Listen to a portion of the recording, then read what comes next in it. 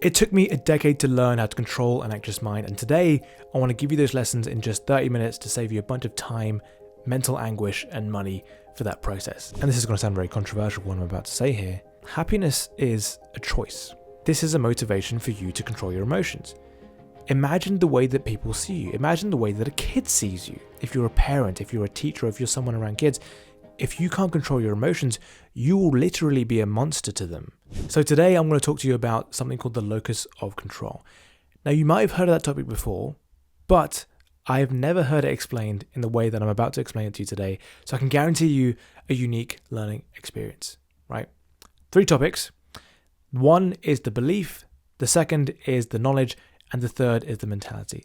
I know that seems cryptic, but all will be explained once we get there. But before I talk about that, I want to give you a quick story about my journey through this process.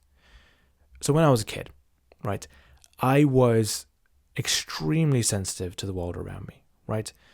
The world as a kid, like, it was a normal world. I wasn't particularly, I didn't have a sad life or anything like that.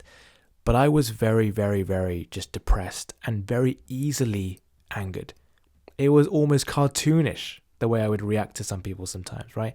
It was like a bull chasing a matador, or some kind of Tom and Jerry sketch where Tom gets so angry, and just, it's kind of funny looking back, right? I'm going to talk about that as well. Like, looking back upon bad memories can be funny, right?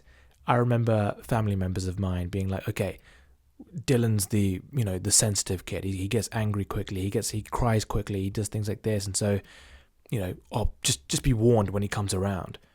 Either that, or they would find entertainment in it. They'd be like, oh, Dylan's coming around. We can mess with him a bit. We can really get a reaction out of him. Or we'll do this to him and let's see what he says. Let's see what he does, right? And although that seems a bit traumatic as a kid, I can look back and laugh and think, okay, that maybe that's a bit funny looking back at those kind of memories, right? And so it was extremely, miserable for me as a kid. Like, I have journal entries that I've written down in the past, and reading those back, they are very, very miserable journal entries, right? This is from a time when I didn't even know that this was called journaling. I would just write down some things on my laptop just to kind of complain about my family, essentially, just to be like, oh, my mum is so annoying, my brother is so annoying, and I would just be that kind of kid that would just complain privately on my laptop or whatever, and that was what I would do, right? And I had the typical symptoms of a depressed child, right? I had the, I don't know if you know this, but sleepwalking, sleep talking, very associated with high levels of stress. And I had that as a kid. Very, very common. I wouldn't even be aware of it. My mum would tell me the next morning, by the way, do you remember sleepwalking yesterday? And I was like, I slept-walked, whatever the past tense of sleepwalk is. Like, I would go to the kitchen and eat food and talk and stuff. And I'm like, what? Really? Like, in my mind, I didn't really believe that sleepwalking was a thing before. And before I did it, I was like, okay, it's a real thing. It happens to people, right? And yeah, I was depressed. I would write about it, and I have these logs of memories in my mind and logs of emotions in my mind of me being in this miserable state as a kid, right? But at some point, and this is going to sound bizarre, by the way, something just clicked in my mind, right? I remember exactly where I was in my life in general, and geographically as well. I was living in this small apartment with my family in Uxbridge, right? If you know where that is in the UK, it's not a very exciting place to be, but I was there nonetheless. And I don't know what came over me, whether it was a piece of advice from an adult, or maybe something I'd seen in a cartoon or a TV show or something like that. But I just suddenly realized I don't have to react in this way. When people poke and prod me, they are trying to get a reaction, and I don't have to react. What if I did that? What if I just didn't do anything there? And so I kind of had an epiphany at a young age. I must have been 10 or 11 or something like that. I know that sounds absurd, but it just switched in my mind, the way that I saw it. And I didn't become a monk overnight. I didn't become this kind of like, oh, I found enlightenment, I found peace. Of course not. But something switched in my mind that I knew that I had to kind of, okay, this is the beginning of my journey, right? This is the beginning of something new here, right? So me being the quiet kid I was, right? And I know that sounds really strange when I'm talking in front of a camera and speaking, rather freely. I used to be a very shy kid, a very quiet kid, very, very quiet, right? I know that's hard to believe, but that was the kind of kid I was. And being the quiet kid, I would observe the world around me. I would think, okay, so I've had this really weird epiphany in my life. I wonder if other people are the same. I don't know how that works, or, I just started to begin to observe people around me to see if that situation is a normal thing that happens to people, right? So I would think, okay, this is just me growing up. This realization I've had means, okay, that's growing up, okay? So I noticed kids around me who hadn't done this growing up yet, and they would be, they would make mountains out of molehills. They'd be really anxious and they'd cry all the time. They'd get super angry all the time and not be able to control their emotions. And not as if I was completely able to control my emotions. I was just leaps and bounds ahead of what I used to be. I saw myself before as like, what was I doing? I was a baby. But now, as like, a couple of days older, I was able to kind of control it a little bit more. And that was a serious change. And I saw around me those kids who were acting different. And I was like, okay, maybe they haven't grown up yet. But then the real realization came to me when I saw that some adults would react in this way sometimes, right? And I, as a kid, would be like, okay, so it's not growing up. Maybe it's something else. And I didn't know what it was. I couldn't put, a finger on what that was in life, right? If I even had the concept of like life lessons at that point, I would have noted that down as like the beginning of a life lesson for me to learn, right? I would see people, have this violent outburst of anger, throw bits of crockery and smash things. And I'd be like, okay, this person's an adult though. Adults aren't supposed to do this. I thought grown-ups are meant to have controlled their emotions and done that work and, been completed with it, like finished the level like in a video game. But no.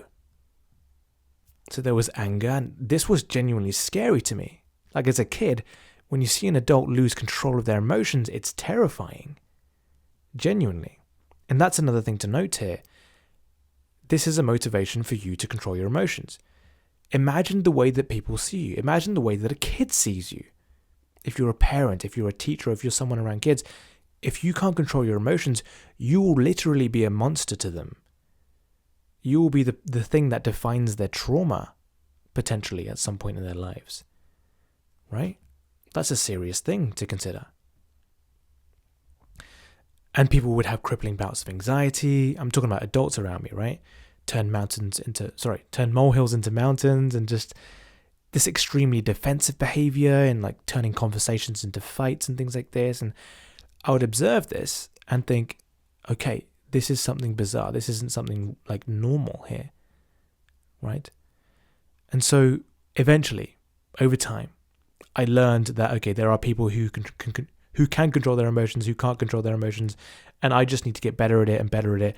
And there's no loss for me to get better at this kind of thing. And so I learned various concepts in my life to kind of really anchor down what it is to be able to control your emotions, right? What it is to be able to kind of, conceptualize different ways of thinking that allow you to control your emotions and that allow you to kind of have a relaxed state of mind and to be able to control anxiety in this way. And that's when we come to the locus of control, right? And this is something, I'm really proud of this, right? I've thought about this for a long time, and I really broke it down into ways that I can really, really, first of all, explain it to myself. And then once I had that explanation for myself, I thought, okay, I can teach this to other people. I can show other people this stuff, and it's really, really useful, right? Incredibly useful. The locus of control, right? I like to imagine this as a human being, like a stick man and like a circle around him, right? That's a very basic version of the locus of control. Let me describe to you what that means first. And let's break it down semantically. Locus. locus is a word that comes from, for me, mathematics. Mathematics in the sense that a locus is a boundary around an object, right? Around a single point, around a line, around a square, whatever it is. As a teacher, I kind of know this because, well, I teach maths, right? And that is a defined boundary around an object. The locus of control, as I said just now, is a boundary around a human being, right? So I like to think of a force field, like you've ever seen any cartoons or things like that. The one that comes to mind for me is in The Incredibles with the daughter, Violet, I think her name is, and she has the power to make like force fields, and it's really cool. It looks like that. I like to think of that like a sphere of like, things around you, like a thing around you that has things in it or has things outside of it. So in philosophy, that locus of control is stuff that you can control and stuff that you can't control, right? That's how I like to think about it, right? So I draw like a stick man and a circle around him, and then put stuff you can control inside the circle, stuff you can't control outside the circle, right? That's the basic premise of the locus of control. Differentiating things that you can control and things you can't control. Now, let me attach some kind of, practicality to that. So, I do have some notes on the side, by the way. If you see me glancing over here, it's just to make sure that I get every single point nailed down, because I don't want to miss anything here, because it is extremely, kind of detail-oriented and really useful here, so I don't want to miss anything, and I have really put a lot of effort into writing the notes for this video, so I don't want to miss anything here. So the two concepts here, to start off with, are the knowledge and the belief, right? This is something that took me a while to kind of understand for me and a while to put together. The knowledge of what we can control and the knowledge of what we can't control, right? For this, I'm going to give you a little quick story here, a little kind of anecdote or analogy here. I want to introduce you two characters, right? One's called Andy and one is called Bert, right? And imagine yourself in this scenario as well. So I'm going to put you in a plane. So you're on a plane right now and you're flying back from somewhere exotic, maybe Jamaica, Indonesia. I know Southeast Asia is very popular these days. Maybe Australia, America, wherever you're coming from, you're coming back home, or, from there, right? And so you get an announcement through the tannoy, the speakers. They say, and the pilot says to you, right? He says, "Excuse me, ladies and gentlemen, there's going to be some turbulence here for a few moments. Just hold on tight, and we should be through in a few moments' time. Stay relaxed." There are two ways you can react to that situation. And I'm going to represent those two ways with these two characters, Andy and Bert. Okay, they're on the same flight together, right? They might be sitting in different places, maybe they don't even know each other, but they're sitting on the same flight, and you're observing how they behave, right? Andy reacts like this. He worries about his arrival time. He worries about his wife and kids at home. He worries whether he'll be on time for them. He worries about whether the pilot can handle the situation, whether the weather's going to be okay. And he worries about the worst case scenarios, whether the plane will crash and burn, he's going to die and he's going to leave his family behind, it's all going to go bad. He's worrying about all that kind of stuff, right? In essence, this man is worrying about all the stuff that he can't really control and can't do anything about. So he creates this anxiety for himself that he can do nothing to resolve, by the way. So it compounds and compounds and compounds. Oh, I can't do anything here. Oh, I can't do anything. And it compounds into this situation where it self-perpetuates a situation where misery occurs, right? On the other hand, there is Bert. And he reacts as follows. He knows that this turbulence might affect his arrival time. He knows that he might be late to see his wife and kids. He knows that, the pilot will handle the situation, and the weather is what the weather is, and, usually planes don't crash and burn, but there's a slight chance that it might do that. But being aware that all these things are out of his control, he thinks, you know what, there's nothing I can do to kind of remedy the situation, worrying would be a bit pointless here. So using that reasoning, he's able to relax, kind of sit back and just enjoy the moment. Or maybe not enjoy the moment, but, sit out the bumpy ride and think, this is going to be fine. This is going to be okay, right? So we see in the same flight, there are two ways to react to the same situation. One person's very relaxed, and the other is worried out of his skull, right? And in this way, and this is going to sound very controversial, what I'm about to say here, happiness is a choice, right? I'll repeat that again. Happiness is a choice to make here, genuinely, right? So on one hand, Andy's worrying out of his mind and he can kind of choose to feel more anxious, or he can be like Bert and think, okay, here are the facts. I can't do much here, so let's just choose to be happy here. Now, I know that sounds too simple to be effective, too good to be true, if you will, but it's the basic choices here that are the most effective.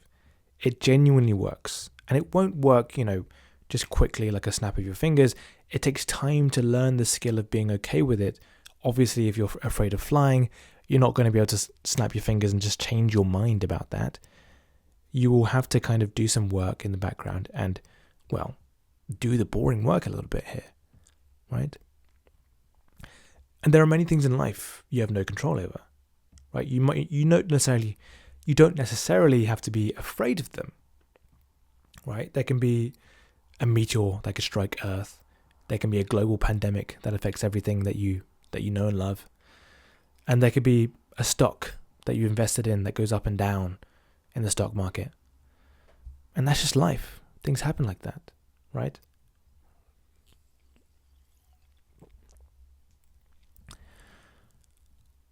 And so worrying about these things is really a waste of time, right?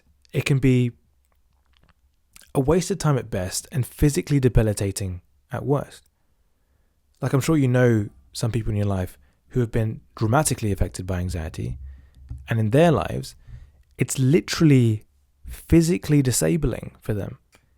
Like, they get the shakes, they get this kind of worrying, kind of crouched over body language in their lives, and they literally become an embodiment of the emotion that they're showing in their lives. It's no joke. It's literally physically debilitating when it comes to its worst manifestations, right? And the worst example of this I can imagine is world news, right? World news is this kind of, I don't know how to describe it, but it's this thing where they're basically saying, hark now, look at all the bad stuff that's happening in the world. Look at all this stuff, right? And be stressed about it, be anxious about it, be afraid of it. And people buy it up, right? And there's reasons why people buy it up, but to me, and nowadays, it doesn't make any sense. Of course, in our evolutionary minds, it makes sense to seek out danger and the potential dangers in our environment because our ancestors who didn't do that got eaten, right? If they were to say, let's not look out at the dangers, let's not look out for lions in the bushes, they wouldn't have been around today, right? So it makes sense from an evolutionary perspective to kind of seek out as much danger as you can, but the difference is, now, the lion can't eat you through the TV screen. So it doesn't make sense to look at the lions through the TV screen, right? And that's the biggest reason I don't watch the news.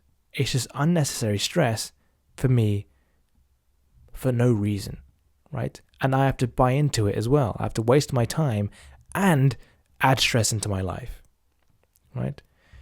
So, that's the reason why people are compelled towards it. But I'm telling you, in my life, I don't watch it. I think it's a complete waste of time, right? So, of course, this change isn't going to be as easy as a flip of a switch. It's going to take some time, right? You might have to, in a situation, take a step back from the situation, write down what's making you anxious. You might have to kind of have a conversation with yourself. Just ask yourself, maybe not even writing it down, just having a kind of internal monologue, just say, what exactly is making me anxious here? Can I control it? Right? And what do I think about that? Right? If I can't control it, then can I just let it be? And encourage yourself to have that ability to let it be. I know that sounds really simple. I know it sounds like it's just daft and it wouldn't work.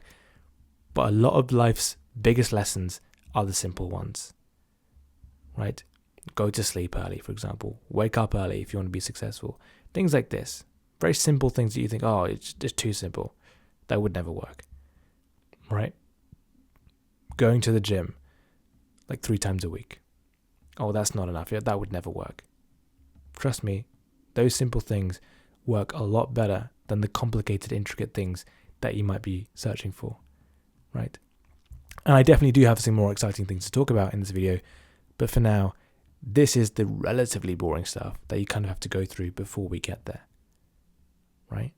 So hold on for a bit, okay? So this conversation that you have with yourself might be a longer one, and then eventually it becomes shorter and shorter over time once you have similar ones in your mind. But it's still something that you kind of have to kind of think through. Me, to this day, I still kind of have that kind of conversation. I'm thinking, I feel anxious about this thing. Do I need to be? And what can I do about it? Can I control it? If not, I can let it go. If I can't control it, maybe I can do something about it. And so often the case is that just taking a bit of action alleviates that anxiety. That's a big one I want to focus on today. Action alleviates anxiety. Doing something about it can often alleviate an anxiety that you have. But if you can't do something about it, just know that you can relax.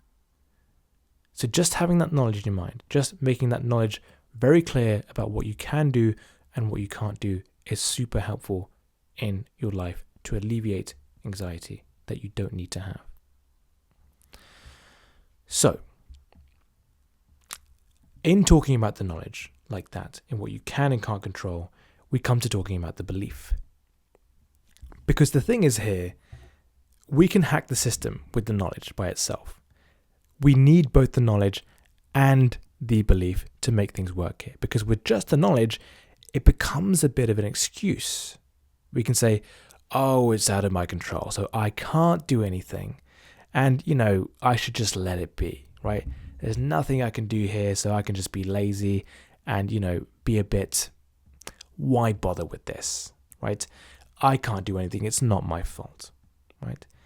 That's where you need the belief that you can, in fact, do something, right? So imagine once more, we'll bring out Andy and Bert this time again. This time, we're out in the rain, right? So Andy is the kind of person who would use the phrases that I've just mentioned, right? The kind of, why bother? I can't do anything. I'm not going to get anywhere in life, and it's not my fault. Those kind of things, right? So he's out in the rain. He's incredibly upset by the rain, and he tells himself there's nothing to be done and that suffering is inevitable, right? So he sits down on a bench and continues to wallow in his own sadness and focus on how awful his situation is. He's like, oh, I'm so wet and there's nothing I can do and it's so horrible and my life is sad. And that's life for Andy. Life is a sad story for Andy, right? And focus on that part as well. Story. I mentioned that. I say that word deliberately. And I'll come back to that in just a moment. Bert, on the other hand, has a much more proactive approach, right? He searches for a place where he can find an umbrella. Failing that, he finds a place where he can take shelter for a moment until the rain passes. He's thinking maybe I might find some other people who are taking shelter. I can meet someone interesting there. He's got kind of this kind of optimistic mentality to life as well. It's kind of like, okay, maybe there's something good that can happen out of this. This could be cool, right? And failing that, maybe let's say he's out in nature. Let's make it as rough as possible for Bert, just because he's so optimistic. Oh, come on, he can't be that optimistic. So let's make it as rough as possible, right? His thoughts are that he only has himself to blame. Oh, I didn't read the weather forecast. It's only me that I can blame for this stuff. So, that's life sometimes. That's okay. That's what he thinks to himself, right? And he just goes to, lower ground to avoid the lightning strikes and just to kind of avoid the rain a little bit. And that's Bert, right? He spends his time marveling at the power of nature. He's like, oh my goodness, it's raining so hard right now. I've never seen it rain this hard in years. That's amazing, right? He kind of sits there. Maybe he finds some shelter a little bit in a little nook and he observes from there. Getting drenched, but nonetheless having a smile on his face as that happens, right? Life is a happy story for Andy. It's a good story, right? And that's something I want to focus on for a little bit here. The stories that we tell ourselves are the way that we see the world, the lens through which we see the world, literally, right? Stories are the main way that humans communicate with themselves, right? And I say that because it's such a big part of who we are. We love movies and TV shows and books because we love stories. It goes back throughout ancient history. Among the first bits of history that we have, amongst cave paintings and things like this, the cave paintings from cavemen were the story of how they would hunt, right? And stories and knowledge passed down through history were passed down through stories, right? We would tell the stories around the campfire. We had these myths and legends and the stories of Hercules and these Greek gods and Roman gods and, Incan, myths and legends and things like this, Aboriginal stories, the dreamland, things like this. All these stories they pass down bits of knowledge with them. They always have a bit of knowledge, the moral to the story, right? And that's why we love a good story. Even religions pass down their knowledge in story form. They tell a story of, Genesis, the Bible, Jesus, the disciples, things like this. And in other religions too, like the Quran and the Bhagavad Gita from, Islam, Hinduism, things like this. There are a collection of stories, is what they are, right? That's how central the idea of a story is to the human condition, right? It's very interesting. And so the way that we see the world in our minds is through that lens of a story. It's really spectacularly beautiful. And so we can tell ourselves, I can't ever find success because I come from a poor family, because, my parents are horrible to me. I'm bitter because of that. I can't be happy because, I live in this part of the world or this part of the country, whatever it is. Or conversely, we can say, I'm so lucky. I live in the first world. Isn't that amazing? I was born in a first world country. I have such amazing opportunities. I might be poor, but I think that's great. I think that's amazing to learn the lessons of becoming rich. I think that's amazing. I only have one parent, but I think that's really cool. It makes me build resilience and things like this. Every bad situation can be reframed into a benefit, into an underdog story, a hero story, instead of a side character story, right? A hero story, that's such a familiar thing to us. It's the story of an underdog, someone who doesn't really have everything in life, but makes do, or kind of makes the best out of that situation that he's in.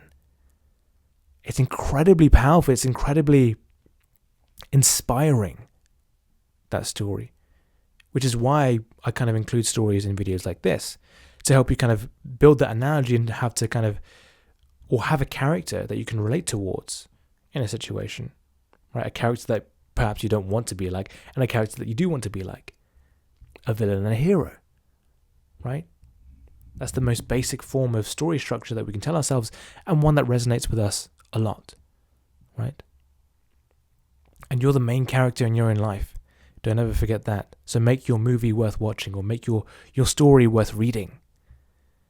That is something that is immensely powerful to know about in your life. If you take nothing away from this, make your story worth watching in your life, and you'll go far. Okay? Because a story that isn't worth watching is you scrolling through Instagram on the toilet for 3 hours, for example. A story that's worth watching is you going for a run every morning, you working on your business every day for years and like finally succeeding at it, you working towards a goal with your music career or your sport career, whatever it is, and you're succeeding with it and it's amazing and you go through struggles and pain and it's hard sometimes, but you succeed at the end, right? Because you stuck to it. That's a story you can tell yourself in your mind, and you can change your life by telling yourself the right story about your own life. It's amazing. But enough of a tangent there. I realize this video is getting a bit long, so let's continue with this story. Right? So you get the idea here, right? With Andy, it's where he points the finger. He points the finger at everyone else and everything else in the world. The world is so bad and it affects him, right? Everything else is to blame. That's called an external locus of control. External because it points outwards. He's pointing the finger outwards. Bert, on the other hand, has an internal locus of control. So he points the finger only at himself, really. Right? He knows that there's things that affect him, of course. But he's like, okay, I'm here because I put myself here. I'm out in the rain because I put myself out in the rain. Right? I can do stuff to put myself out of the rain. I can kind of make the best out of a bad situation here. I can do that. I can. Right? Not, oh, I can't and it's their fault. It's everybody else. No, I can. I can do this. I can do that. Right? Phrases you can use here are things like, I create my life, right? Instead of things like, why do bad things happen to me? Why bother? There's nothing I can do. You can say things like, I make things happen. No matter how bad things get, there's always a way forward, right? There's always something I can do. And action alleviates anxiety. So we come to a point where we modify this circle around us of the locus of control of things that we can control and we can't control. And we edit it to say, okay, that circle is malleable.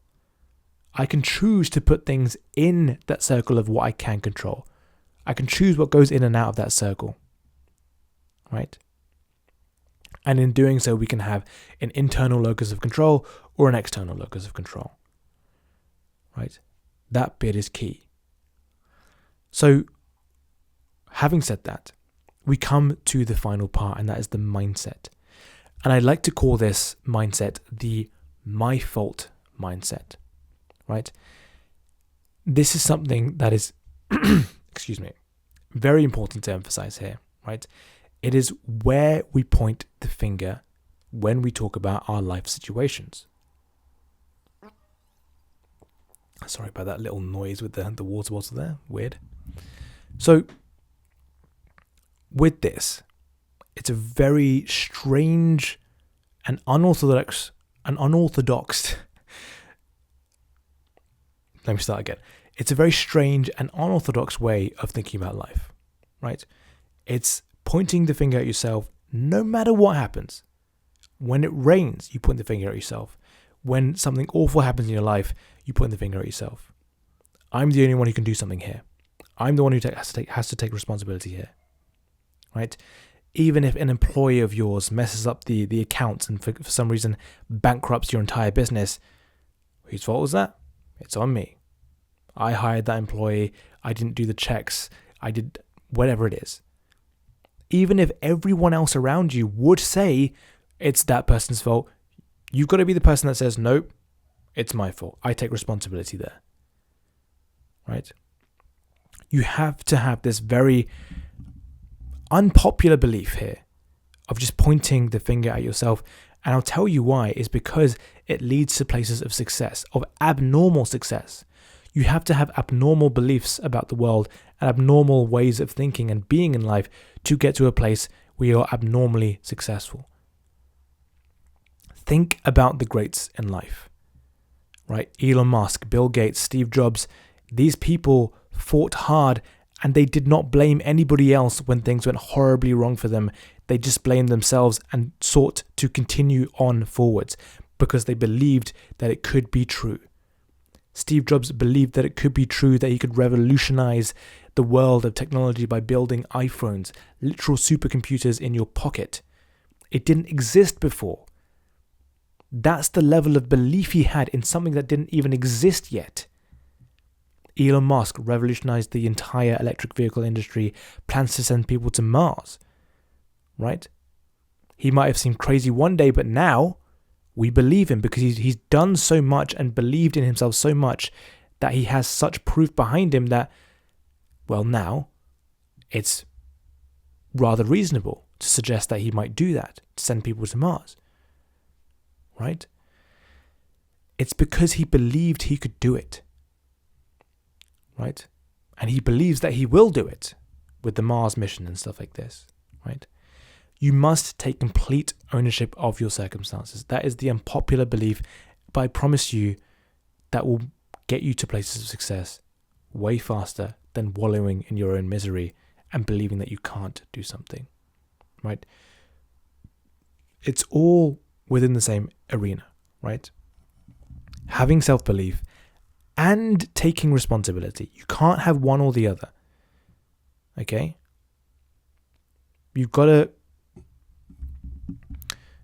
be able to take on responsibility for things that seemingly are not your fault. But you just have to just take it on, right? Because, well, when things go wrong, you can take the blame yourself. But when things go right, you can take the credit too, right? I made this happen. Not even for just public, recognition, but for yourself. You know that you are entirely responsible for this thing that you created and that you made happen. So all the bad that happens as a result of your actions, you've got to take credit for, which is like, okay, that's tough. That's hard to do. But then the results of that is that you get to take the credit when you've done something good, when things go well for you, right? And to bring these two concepts together, right? And this is something I'll tell you that was a real light bulb moment in my life. I realized that these two concepts come together in a really strange area in life, and that is the Serenity Prayer. The Serenity Prayer is a Christian prayer that is often quoted by not just Christians, but other people as well, as a way to kind of symbolize the way that one should act in life. And it really lines up well with what I've just talked about today. And it goes like this. I'll read it from the screen just so I get it exactly correct. God grant me the serenity to accept the things I cannot change, the courage to change the things I can, and the wisdom to know the difference. Now I'm going to read that one more time. I'm going to point out to you where we've talked about these things in this video today, right? Just as a closing little point here. God grant me the serenity to accept the things I cannot change. That's the knowledge, by the way. The courage to change the things I can. That's the belief. And the last bit, and the wisdom to know the difference. That is combining the two, and that is the mindset that you have in life to be successful, right? So having a relaxed attitude with your knowledge and a can-do attitude with your belief results in a happy life and a successful one too. And that, in essence, is the locus of control. So, I hope you enjoyed that video. Thank you so much for watching. And if you have watched all the way through, leave me a comment that says something like, okay, plane crash. Okay, just the word plane crash, just so I know that you've watched all the way through. And also, as well, it will help me out with the algorithm, with the engagement and all that stuff as well. And while you're doing that, I have a link in the description for a free, what I'm doing right now is a free Q&A call every week. I'd love for you to join. It's completely free. You can sign up and join our community. And I'd love to see you there soon. So if you're willing to sign up for that, I'll see you there. But if not, thank you so much for watching. Take care of yourselves. Keep thinking. And I will see you next time. I hope you got a lot of help from this video. Take care and bye-bye. Cool. That felt long. Sorry if that's too long.